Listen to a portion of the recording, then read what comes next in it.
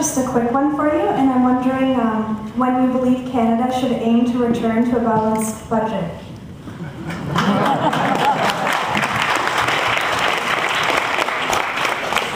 I love those short questions, turn out always to be the toughest one.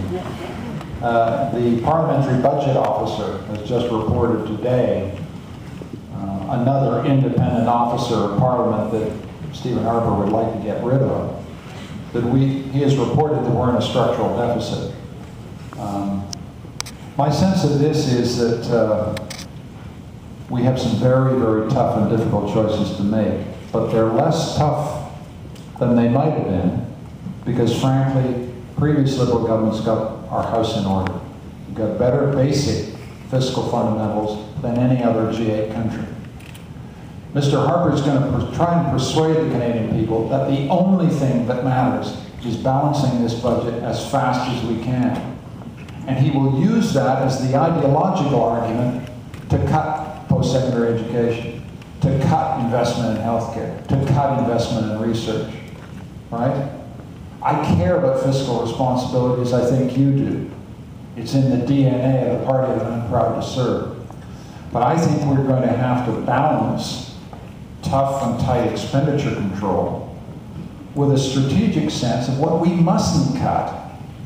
And we mustn't cut investment in research and post-secondary education. And we must sustain healthcare. We just must. And then we can talk about other stuff. And then we have to invest in the productive economy to get economic growth going. You can't get this fiscal situation fixed if you've got 17% of the young people of our country unemployed. We want to get you being taxpayers, right? That's how we dig ourselves out. We put a hand in your pocket. No, you know. So all of this is in a circle. We need to have policies that stimulate productive growth and employment. We need to decide strategically what we need to keep investing in my view, education and health. We then need to have tough budgetary discipline, so we can cut, we can control spending wherever we can. And then I think we're going to have to play it long. The debt to GDP ratio of this country is not going to kill us with debt interest payments. It just isn't. We are not, despite 4 years of economic mismanagement by this government, we are not where we were the last time the Tories left office. We're not in a good place, but it's not what it was in 1993, where we were facing downgrading. Moody's was going to downgrade us. Debt interest charges were consuming our capacity to invest. We're not there, thank God. Right? So I think we got more room. And I don't want Stephen Harper to use the budget balance argument as the ideological legitimation for cuts to institutions like this.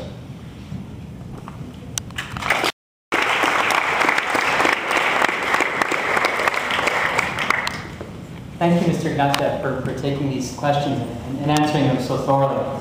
Before I introduce our two student representatives, we'll thank Mr. Ignatieff for his generosity during this hour. I wanted to inform you of an event that can continue the political and social and cultural engagement that started in this room today. What will your Canada look like in 2017? If you could pitch an idea to Canada's leading thinkers and doers, what would you say?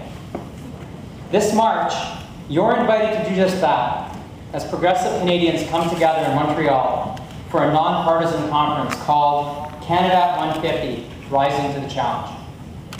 Whether you live in Nunavut, Yorkton, Trois-Rivières, or Wawa, you'll get the chance to fly to Montreal, be put up in a hotel, have a conference pass, and make your pitch. All you have to do is submit a bold idea, one that will confront the big challenges ahead for Canada as it celebrates its 150th birthday, before the contest closes on March 8th. So how do you do this? You can submit your idea one of two ways, either as a 2-minute YouTube video or as a 500-word essay. The winning entries will be announced, one in English and one in French, on March 11th. Where do you do this? on a webpage called Your Canada 2017, your2017.ca. Your2017.ca. So check it out.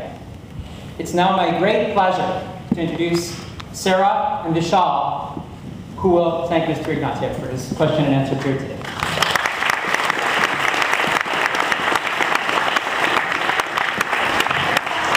I just want to thank everyone for coming out. It's been a really great turnout today. We've had a great discussion. We've had the privilege and the unique opportunity to hear from you, Michael, the leader of the official opposition.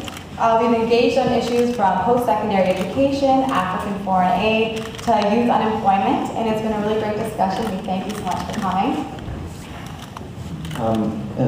Mr. Ignatieff, or rather Dr. Ignatieff, on behalf of the students of McMaster and McMaster University, I'd like to thank you for including us on your tour, and not including Lester.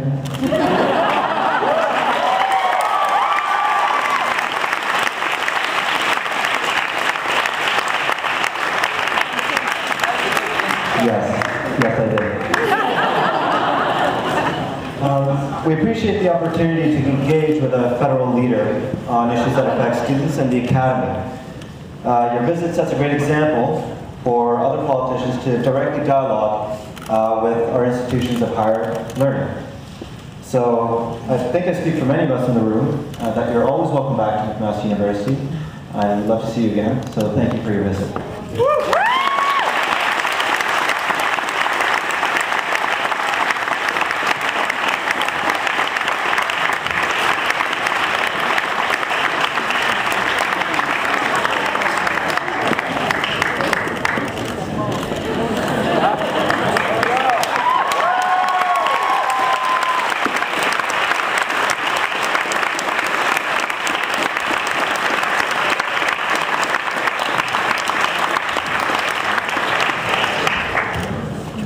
Friends, that concludes our question and answer session.